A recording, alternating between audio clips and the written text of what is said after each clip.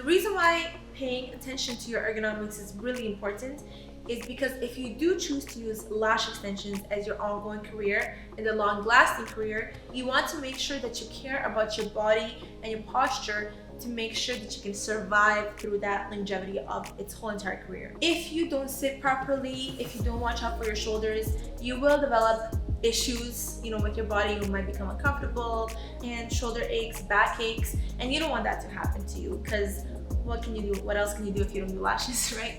So it's really important to watch out for your shoulders to make sure that your shoulders are always relaxed. You don't want to lash your client too high or too low. You want to make sure that your back is not like this. You always want to make sure that your posture is proper and straight, and you always want to make sure that your feet are flat on the floor.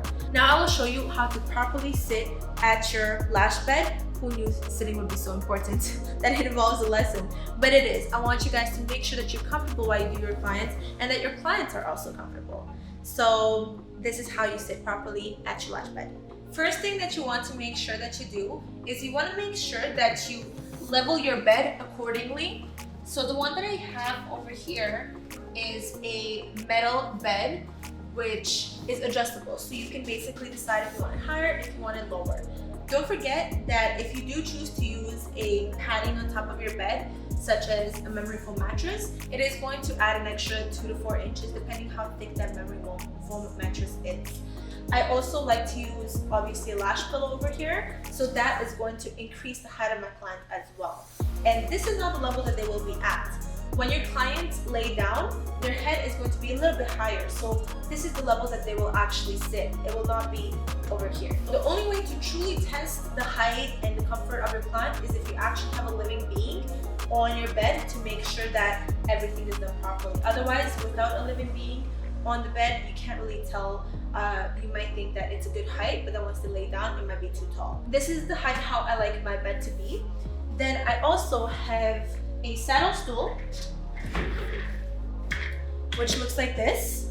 I love using a saddle stool, first of all, because it rolls on. Second of all, because it forces me to sit straight. Now, not all people like them. Some people like flat chairs. Whatever you decide to use, it doesn't really matter. This is my personal preference, but make sure that you get the one that does have a little, a little hook on the side, so that way you can make it higher if you want it, or you can make it lower. So it all depends on your client, how tall or how big or small their head is, I guess. So this is a little bit too low for me, so I'm going to heighten it up a little bit. So I like this. My preference is I like their head to be right at my boob level, okay? And also because the saddle stool forces me to sit straight, you can tell my posture is really good. It's very straight. Another thing I like to do with my clients is when I'm working, make sure they're not too far away from you. If they're far away from you, you're gonna feel like you need to lean forward, and you don't want to do that because first of all, I'm already getting a little working up my muscles for 2 seconds of doing this. Second of all, you don't want to arch your back like this. But at the same time, you don't want your client to be falling off the bed. So I like to put my pillow all the way to the back like this, so I can get as close as possible. And then my client is over here. I like to tell her come backwards towards me.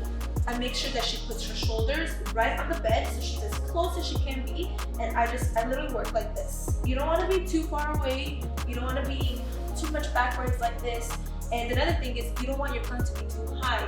If your client is too high, you're gonna be working like this, and you're gonna develop a lot of issues with your shoulders, your back, it hurts over here, here. So over time, you're gonna have a lot of issues. Now, some clients, when they lash, they end up turning their head all the way like this, their arm, and then it gives them pain throughout time.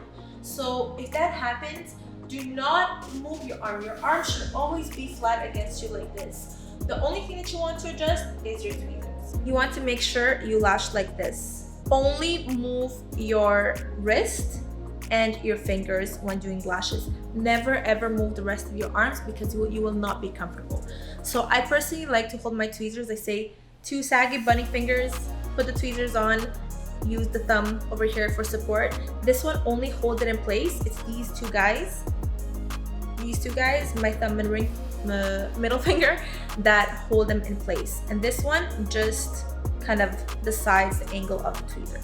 So let's say instead of doing this, I can do that with my finger. Try it. Another thing that sometimes may be an issue with your setup is the lighting. Sometimes you get a lot of light from this side, but not a lot of light on this side. In that case, there is two solutions that you can do. You can either get another ring light, so that way you have lights from both sides.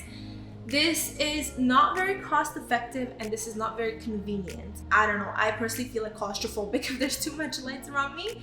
So what I personally like to do is I like to turn my client's head to the side a little bit, so that way, even though the light is still in the same position, it reaches all those shaded areas. Why I love doing this the most is because when I'm working on, like, let's say the right eye or even the outer corner lashes, instead of me moving like this, which again is gonna affect your posture, I just move my client. Now, there are some lash artists that are scared to move their clients, but the clients are already so comfortable. You have a nice, like, they're laying down on a table, they have the cushions, they have the pillows, they have the neck support. Chances are, like, 8 out of 10 clients fall asleep doing lashes. They can't get more comfortable than that. So you moving them just a teeny tiny bit, like 10 degrees, you know, to the left, it does not affect your clients at all, but it makes a huge world of a difference to you as a lash artist and for your comfort.